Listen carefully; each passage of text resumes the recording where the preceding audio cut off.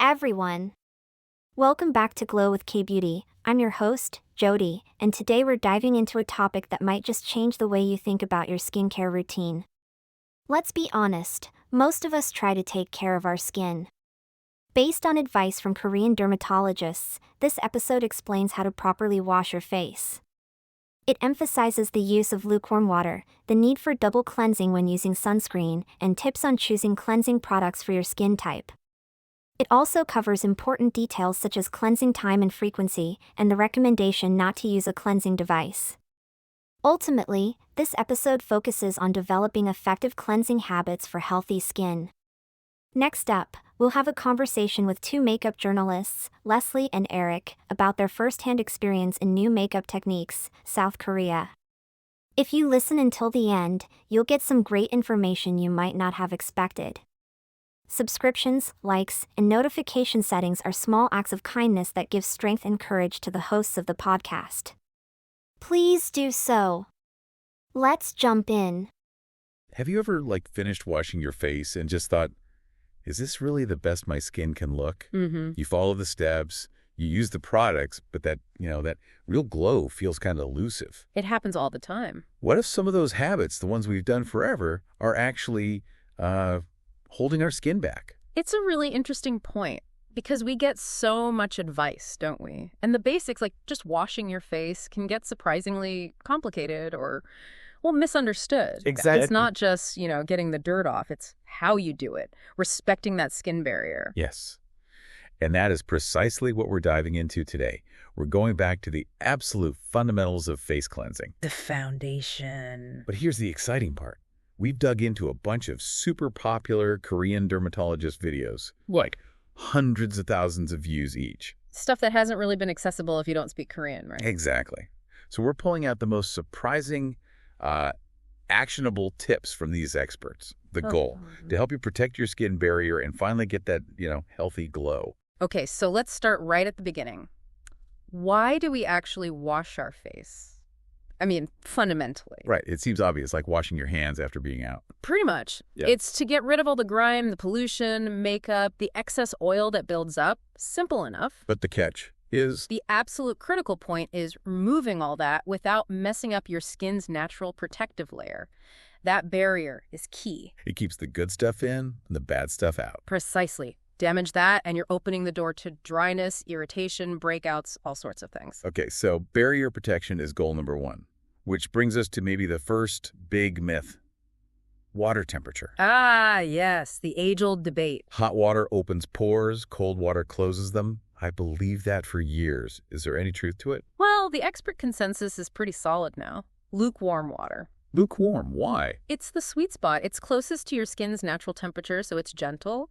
It helps dissolve impurities, sure, and it's good for blood circulation. But it avoids the problems of hot or cold. Exactly. It doesn't shock the system. So that whole routine, start hot, finish cold, what's actually happening when we do that? If pores aren't opening and closing like little doors. Right, that's the thing. Dr. Lee, one of the dermatologists we looked at, really emphasizes this. Skin doesn't work like that. It's not a mechanical process. Okay, so no dramatic pore action. Minimal, if any. But what does happen is that warm or hot water makes your blood vessels expand. That's why you get red. Ah, okay. Makes sense. Then, if you suddenly hit it with cold water, you constrict those vessels rapidly, but the effect can actually trap some of that redness, making you look flushed for longer. Wow, okay. So it can actually make redness worse or last longer. Paradoxically, yes. Plus, hot water is much more effective at stripping away your natural oils, which, again, damages that precious barrier. That's a big one to unlearn. Seriously. Okay, so lukewarm it is. What about double cleansing? Is that hype or is it genuinely necessary? It becomes pretty much essential if you're wearing sunscreen every day. Really? Yeah. Why sunscreen specifically? Well, think about mineral sunscreens especially, with ingredients like titanium dioxide or zinc oxide. They work by forming a physical barrier on your skin. Right, they block the sun. Exactly.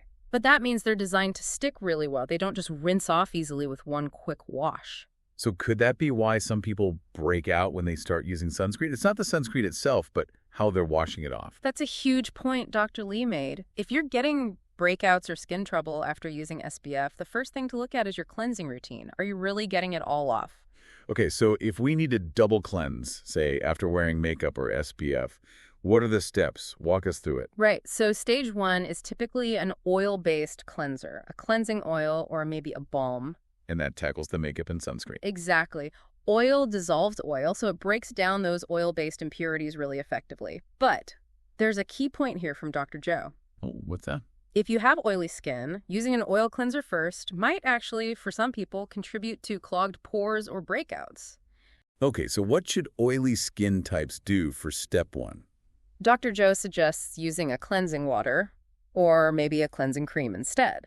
Still effective at removing makeup and SPF, but potentially less problematic for very oily skin. Interesting nuance.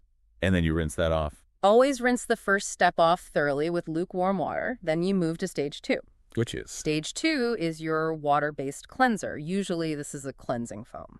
Got it. Now, I've heard a lot about pH levels with foam cleansers. Low pH, high pH, does it matter? It absolutely can. Your skin's natural state is slightly acidic, around pH 5.5. That's the acid mantle, which helps protect it. So low pH cleansers are better. Generally, yes. Dr. Joe leans towards gentle, low pH cleansers. They respect that natural acidity. But is it always that simple? Not entirely. Dr. Lee adds a bit more context. He says the ideal pH really depends on your skin type and its current condition. Meaning? Meaning, if your skin is perfectly healthy, normal, no issues, it might handle a neutral pH 7 or even slightly alkaline foam. Okay, short term. But how do you know if it's not okay? The telltale sign is how your skin feels after washing. If it feels tight, dry, stripped, that's your cue. Oh, that feeling. Yes, that means your barrier's likely been compromised, and you should definitely switch to a lower pH, something around 4.5 to 5.5. And what if even low pH foams feel irritating? For very sensitive skin, powder cleansers can be a great alternative, often very gentle. Okay, powder cleanser's good tip. Now, you mentioned something earlier about how we use foam cleansers that was kind of mind-blowing. Ah, yes. The foaming technique. This came up repeatedly. It seems small, but it's critical. Don't just slap it on your face and rub. Please don't. You need to lather it up properly in your hands first. Get a good rich foam going before it touches your face. Why does that make such a difference? If you try to foam it directly on your skin, you're mostly just cleaning the surface. Pre-foaming creates these tiny bubbles that can get deeper into the pores and lift out impurities more effectively and more gently, too. Wow. Okay, game changer. So foam in hands first. Got it. Now, duration. How long should this whole cleansing process take? I feel like I'm done in like 20 seconds flat. You and most people. But the recommendation is actually about a minute. A whole minute from massaging the cleanser in? Yeah, roughly 40 to 60 seconds of just gentle massaging with the cleanser. It feels longer than you think, but it allows the product to actually work. Okay, 40 to 60 seconds massage. Yeah. And rinsing. Rinsing is just as important. Take about a minute for that, too. You need to make absolutely sure all the cleanser residue is gone. So we're talking potentially 2 minutes total per cleanse. Potentially, yes. If you're double cleansing, it might be a bit more spread out. But yeah, giving it adequate time is key. Okay. And how often should we be cleansing? Twice a day, morning and night. That's the standard advice, yes. Morning and night. What about oily skin? Is it okay to wash more often if you feel greasy midday? Generally, no. Resist that urge. Sebum, even excess sebum, is part of your skin's defense system. Overwashing makes it worse. It can. It can strip the skin, making it feel dry underneath, which can paradoxically trigger more oil production. Or just compromise the barrier. Stick to twice a day. Okay, the morning cleanse. Lots of debate there. If you just slept, do you really need a full cleanse? Can't you just splash with water? That's a common question. But even overnight, your skin isn't idle.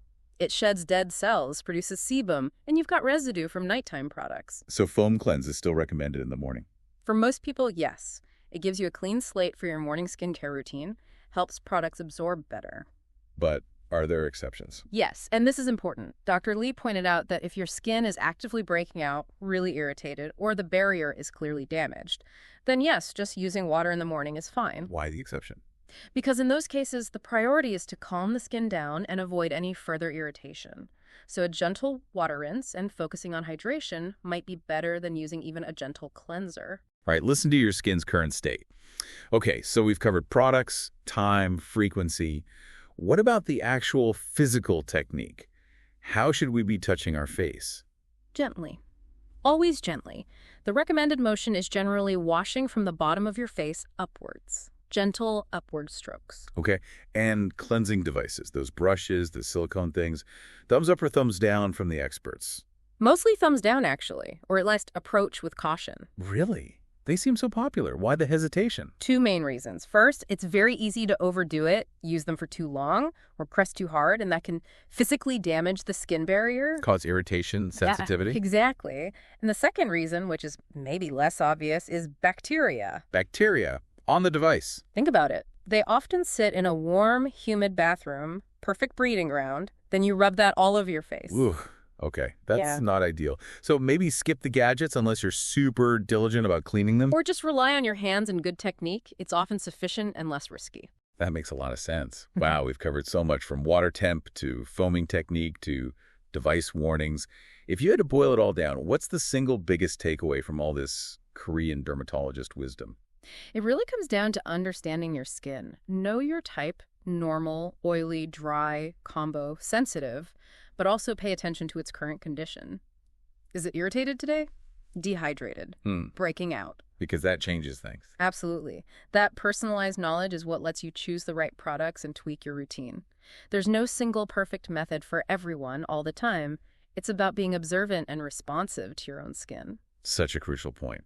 Okay, so thinking about everything we've unpacked, all these details, these potential habit changes, what might be just one small, consistent thing you, listening right now, could adjust in your cleansing routine starting tonight?